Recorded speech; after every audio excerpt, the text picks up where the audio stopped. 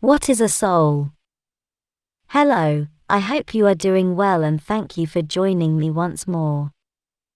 I am Mari Swaruu. The word soul carries a heavy religious connotation, especially from Christianity and Catholicism, which can wrongly alter the meanings or the way my group's messages are interpreted. I use the word soul for my videos because it is the easiest to understand and to relate to, by the vast majority of people, but I'm using it devoid of all religious connotations, or extra meaning load. To prevent this problem of interpretation about what a soul is, my predecessors, especially Sophia, also use the words Atma or Katra, but essentially they all carry the same meaning as the one I give the word soul. I have been using that word for some time in my past videos and I will continue to use it in my future ones, so I see the need to define what it is clearly, and this definition will also extend to the words Atma and Katra, unless stated, or defined otherwise in the future. As explained before, everything is source, and everything is consciousness, being that even the material world is being manifested by consciousness in a singular and in a collective manner. And this is where a soul comes in, because this singular point of consciousness that is capable of manifesting so much is what we are trying to define today. Although defining what the original source is deserves its own video, the way I define it with few words is the great oneness that includes everything that ever existed, exists, and will exist, including alternate timelines and parallel universes, in a context outside all time and space. It includes everything, so it also collapses all concepts of duality, as everything is part of it, to the point where it is even impossible to define, and all our attempts will always fall short of what it is. It is also said to be pure consciousness, aware of its own existence. In a loose way, in using this next expression only in a descriptive manner, with all its religious load, source would be the mind of God. To define something, you need to contrast it with whatever it is not, which is why it is impossible in the case of source, arguably so. A soul is an attempt of source to define itself. As many others have attempted to describe what a soul is, it is a holographic fragment of source. Holographic as in a smaller piece of something that continues to conserve all the characteristics and all that defines the original. For this concept, I will use the next example. Imagine we have a porcelain vase, it is the whole and it is perfect. Then we drop the vase and it shatters into hundreds of pieces, big ones and small ones. Each one of those pieces would be only that, pieces or fragments of the original vase, but each one will hold a different shape that does not correspond to the original vase. They are all different, although, in the case of the larger fragments, we may still be able to determine where they were placed when the vase was complete. Now imagine a vase that will break in a holographic manner. Again we have the complete vase, it is one, and it is perfect. Then again, we drop the vase and it shatters into hundreds of pieces, big ones and small ones.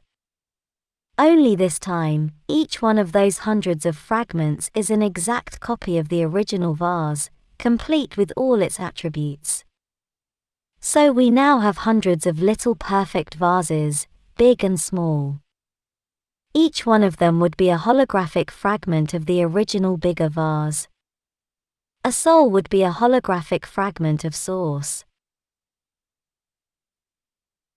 It has been said that a soul is a smaller fragment of source, yet consciousness is outside all concepts of space, time and all dimensions. So if a soul is a perfect fragment of it, it must conserve all its attributes, therefore it is too, outside all concepts of space and time.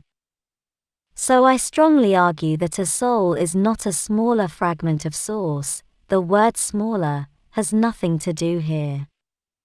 A soul is source itself, with all its characteristics and all that defines it. There can only be one source, the Absolute, but we perceive there to be many souls all around us. So, what are they? Time is a subproduct of the act of being aware, of being conscious and of thinking. As I explained in my last video, the very concept and what it is, can be manipulated by awareness itself. All other people, and everything else with a soul, is source itself, and not a fragment of it. Each one of us who thinks and is aware is source itself, so everyone else that is not the conscious subject who is observing, is also source itself. Every other person whom we see outside of us as someone else, is us again at another moment in time, from the point of view of source, who is generating the concept of time derived from its own ideas and thoughts. We are all one. Although not every walking body we may see out there has to be someone with a soul. The question is what each one of those means to you who is observing, and therefore is a soul. I define a soul as the group of ideas and attachments in the mind of source. We are all fragments of source's imagination, characters in a play, each one of us being the ultimate creator of not only our personal reality, but also of reality itself. We are limited as to what defines each one of us, our attributes and qualities, but they are only ideas and concepts we hold and we cherish because they form and shape the person, the individual we relate to as ourselves.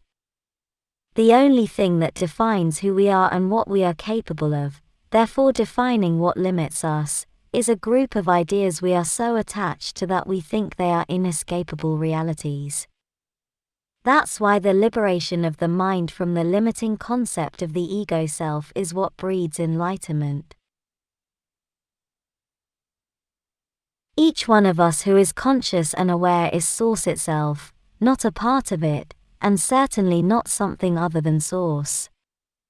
The concept of being something, or someone different from any other person, or from source is an illusion in our minds, in the mind of source itself, as it is capable of something in the likeness of holding multiple points of attention all at once, and we are each one of those points of attention.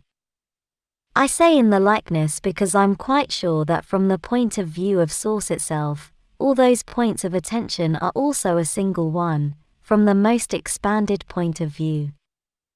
We are source, and whom we think we are in these limited bodies and with the limited group of concepts that define us as individuals, that form our concept of the ego self, is nothing but a construct in our own mind.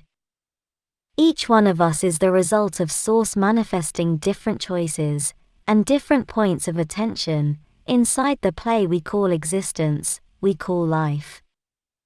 As we are source itself, and as I explained above, source cannot be defined, so happens to a soul, in the end, these are all futile attempts to define what is unexplainable.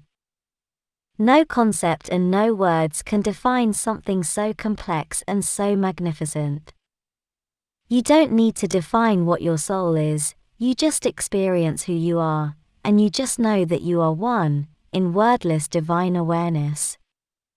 Thank you for watching my video. Please take care, beautiful people out there. Until next time. With much love. Mari Swaruu.